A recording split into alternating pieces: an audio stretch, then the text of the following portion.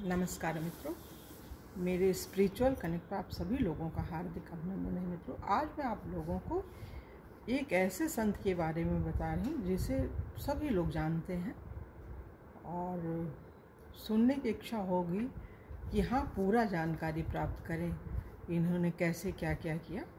तो उनके बारे में बताने वाली मित्रों, उनका नाम है श्री ज्ञानदेव जी। ज्ञानदेव जी के बारे में बताने जा रहे हैं। और उससे पूर्व मित्रों, एक अनुरोध है आप लोगों से, यदि मेरे स्पिरिचुअल कनेक्ट आप लोगों ने सब्सक्राइब न किया हो तो सब्सक्राइब कर लीजिए और ज़्यादा से ज़्यादा लोगों को शेयर भी कीजिए मित्रों। तो चलिए हम लोग शुरू करते हैं संत श्री ज्ञानदेव जी के बारे में। श्री विष्णु स्वामी संप्रदाय के अनुयायी अति ही गंभीर श्री विष्णु स्वामी संप्रदाय के अनुयायी अति ही गंभीर बुद्धि वाले श्री ज्ञानदेव जी नामक एक बड़े ही प्रसिद्ध संत हुए हैं। इनके पिताजी श्री विट्ठल पंत ने गृहस्थाश्रम को त्याग कर संन्यास ले लिया और श्री गुरुदेव से झूठ बोल दिया कि मेरे स्त्री नहीं है, मैं गुरु करना चाहता हूँ। बाद में स्त्री ने सन्यासी होने की बात सुनी, तब वह आई और उसने उनके गुरु से सब बात कही। तब गुरुजी ने जाना कि इसने मिथ्या बोलकर, इसने झूठा बोलकर मुझसे सन्यास लिया है। स्त्री ने कहा कि प्रभु, आप इनका हाथ पकड़कर मेरे साथ कर दीजिए। इस प्रकार वह उन्हें घर ले आई। इससे कुटुंबी लोग अत्यंत रुष्ट हुए और इन्हें उन लोगों ने जाति पाति से बाहर निकाल दिया। अब ये समाज से अलग रहने लगे, परंतु इनके मन में किसी प्रकार का दुख नहीं था, क्योंकि इन्होंने गुरु की आज्ञा से पुनः गृहस्थ आश्रम में प्रवेश किया था। ये भी चीज़ देखिए, कितनी अलग सी चीज़ है जिसका ज्ञान होना चाहिए हर व्यक्ति को। कोई सन्यासी हो जाए फिर से गृहस्थ हो जाए, तो ये चीज़ है, वो भी गुरु की कृपा से, गुरु के कहने से। श्री विट्ठल पंत के द्वितीय पुत्र श्री निवृत्तिनाथ के छोटे भाई श्री ज्ञानेश्वर का जन्म संवत 1932 विक्रम भाद्र कृष्ण अष्टमी की मध्य रात्रि में हुआ था। जब ये 5 वर्ष के थे तभी इनके माता पिता धर्म मर्यादा की रक्षा के लिए त्रिवेणी संगम में अपने शरीरों को छोड़कर ये लोक से चले गए। श्री ज्ञानेश्वर से छोटे सोपान उस समय 4 वर्ष के और सबसे छोटी बहन मुक्ताबाई 3 वर्ष की थी। इस तरह ये चारों बालक बचपन में ही माता पिता के बिना अनाथ हो गए थे। परंतु इनका चरित्र देखने से ऐसा मालूम होता है कि ये चारों भाई बहन इस प्रकार बाह्यता अनाथों की सी अवस्था में ही नाथों के नाथ सकल लोकनाथ का कार्य करने के लिए आए हुए महान आत्मा थी। मतलब एक बहुत विशेष काम करने के लिए इन बच्चों का जन्म हुआ था। ये मात्र पितृविहीन बालक कच्चा अन्न भिक्षा में मांग कर लाते और उससे जीवन निर्वाह करते हुए सदा भगवत भजन, भगवत कथा, कीर्तन और भगवत चर्चा ही किया करते थे। अपना समय व्यतीत करते इनको काफ़ी समय हो गया। इनके सामने सबसे बड़ी कठिनाई इनके उपनयन संस्कार न होने की थी। उसके लिए आलंदी के ब्राह्मण इन्हें सन्यासी के लड़के जानकर अनुकूल नहीं थे, परंतु इनके साधु जीवन का प्रभाव उन पर दिन दिन अधिक पड़ रहा था। और जब विट्ठल पंत और रुक्मिणी बाई ने अलौकिक रूप से अपना देह विसर्जन कर दिया, तब तो उन ब्राह्मणों पर इनका और भी गहरा प्रभाव पड़ा। उनके हृदय में इन बालकों के प्रति सहानुभूति उत्पन्न हो गई और उन्होंने इन्हें सलाह दी कि तुम लोग पैठण जाओ। पैठण साउथ दक्षिण भारत में महाराष्ट्र के आसपास, वहाँ के महाराष्ट्र प्रांत में ही है ये। वहाँ के विद्वान शास्त्रज्ञ यदि तुम्हारे उपनयन की व्यवस्था दे देंगे तो हम लोग भी उसे मान लेंगे। अतः ये लोग पैदल यात्रा करके भगवान नाम संकीर्तन करते हुए पैठण पहुँचे। वहाँ इनके लिए ब्राह्मणों की सभा हुई, परंतु सभा में यही निश्चय हुआ कि इन बालकों की शुद्धि और किसी तरह भी नहीं हो सकती। केवल एक उपाय है और वह यही है कि अपने ऊपर हंसने वाले लोगों को और देह दृष्टि तथा लोक लाज को त्याग कर ये लोग कुत्ते, चांडाल और गौ समेत सबको भूमि पर लेटकर प्रणाम करें और इस प्रकार की भगवान की अनंत भक्ति करें। इस निर्णय को सुनकर चारों भाई बहन संतुष्ट हो गए। निवृत्तिनाथ ने कहा, ठीक है। सोपान और मुक्ता ने कहा, यह बड़े आनंद की बात है। और ज्ञानेश्वर गंभीरतापूर्वक बोले, आप लोग जो कहें स्वीकार है। वहाँ से चारों भाई बहन लौटने को ही थे कि कुछ दुष्टों ने उनसे छेड़छाड़ आरंभ कर दी। ज्ञानदेव से किसी ने पूछा, तुम्हारा क्या नाम है? उत्तर मिला, ज्ञानदेव। पास ही एक भैंसा था, उसकी ओर संकेत करके एक भले आदमी ने इनको ताना मारा कि यहाँ तो यही ज्ञानदेव है। दिन भर बेचारा ज्ञान का ही तो बोझा ढोया करता है। कहिए देवता, क्या आप भी ऐसे ही ज्ञानदेव हैं? ज्ञानदेव ने कहा, हाँ हाँ, इसमें भी संदेह ही क्या है। यह तो मेरा ही आत्मा है, इसमें मुझ में कोई भेद नहीं। यह सुनकर किसी ने और भी छेड़ करने के लिए भैंसे की पीठ पर सटासट 2 साँटे लगा दी और ज्ञानदेव से पूछा कि ये साँटे तो तुम्हें जरूर लगे होंगे।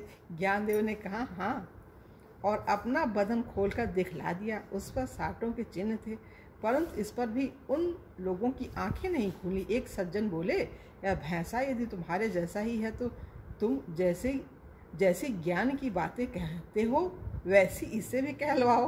ज्ञानदेव ने भैंसे की पीठ पर हाथ रखा। हाथ रखते ही वह भैंसा ओम का उच्चारण करके वेद मंत्र बोलने लगा। यह चमत्कार देखकर पैठण के विद्वान ब्राह्मण चकित स्तंभित हो गए। उन्होंने अब जाना कि ये साधारण मनुष्य नहीं, कोई आत्मा है। इससे उन पंडितों में भी भक्ति प्राप्त करने की रुचि जाग गई।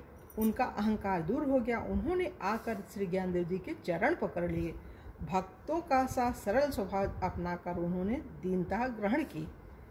और एक और घटना सुनी। एक दिन एक ब्राह्मण के घर श्राद्ध के अवसर पर ज्ञानेश्वर ने ध्यान करके आगंतव्य कहकर उसके पितरों को सशरीर बुला लिया और उन्हें भोजन कराया। इस प्रकार इनकी अद्भुत सामर्थ्य देखकर पैठण के लोग इन पर मुग्ध हो गए और इनके पास आकर इनसे भगवान नाम संकीर्तन और भगवत कथा श्रवण करने लगे।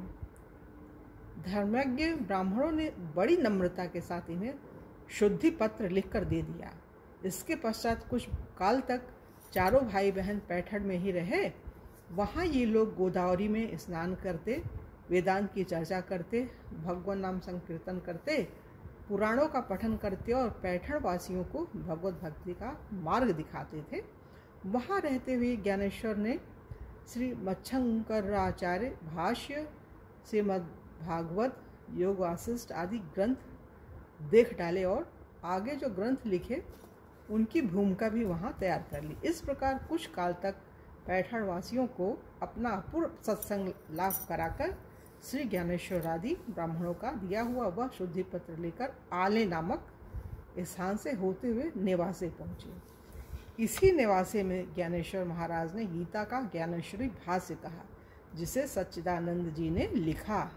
नेवासे से कुछ काल के लिए श्री ज्ञानेश्वर आदि चारों भाई बहन आलंदी चले गए। वहाँ के लोगों ने इस बार उनका बड़े आदर और प्रेम के साथ स्वागत किया। फिर जब ज्ञानेश्वर महाराज अपने भाई बहनों के सहित नेवासे लौट आए, तब उन्होंने सद्गुरु श्री निवृत्तिनाथ के सामने गीता का स्वानुभूत भाष्य कहना आरंभ किया। उस मतलब उनकी खुद की अनुभूति हुई थी, वो भाष्य उन्होंने किया। निवृत्तिनाथ जी ने, इनके भाई थे ज्ञानेश्वर। उस समय तक श्री निवृत्तिनाथ 17 वर्ष के, श्री ज्ञानेश्वर 15 वर्ष के, सोपान देव 13 वर्ष को, मुक्ताबाई 11 वर्ष की हो चुकी थी।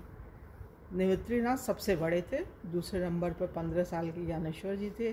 तीसरे पर सोपान देव 13 साल के थे और मुक्ताबाई 11 साल की।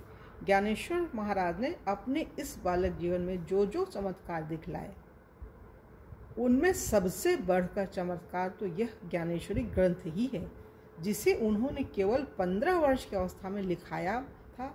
संवत 1347 विक्रम संवत में यह ज्ञानेश्वरी ग्रंथ पूर्ण हुआ था।